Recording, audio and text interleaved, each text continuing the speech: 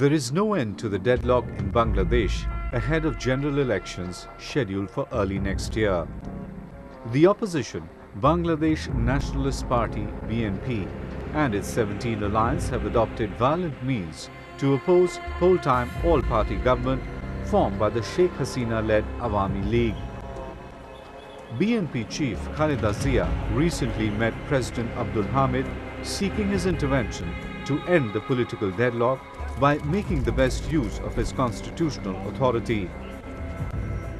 However, the U.S. Assistant Secretary of State and Central Asian Affairs Nisha Biswal on her visit to Dhaka met Prime Minister Sheikh Hasina and opposition leader Khaleda Zia and laid emphasis on holding free and fair elections in the country.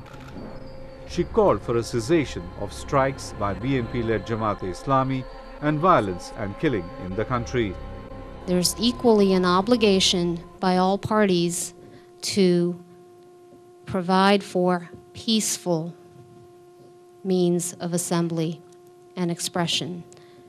And we have also underscored that violence of any kind is not acceptable in a democratic process.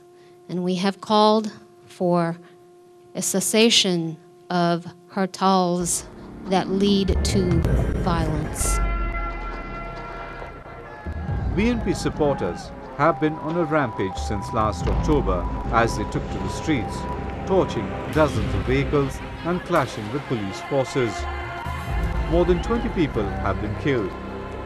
The violence has increased manifold since a special war crimes tribunal set up by Hasina punished 9 leaders of Jamaat-e-Islami and BNP.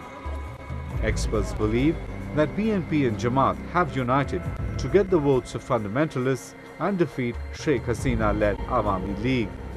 If the BNP disassociate with them, BNP thinks that the non-secular voter will disassociate with them, and they are fearing that they may lose the voters.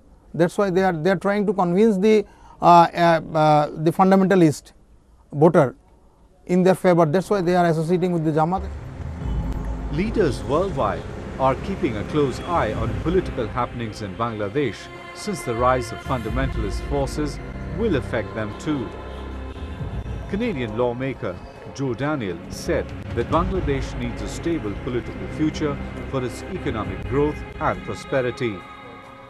Clearly there is a crisis going on, but what is most important, what we've heard from almost all the witnesses, is that Bangladesh has huge potential if the political situation can be stabilized. Its economy will develop and the people will be much better off with a stable political future. The intervention by US representatives have failed to break the political impasse in Bangladesh. The days to come will be difficult. The international community needs to keep a close watch on the situation.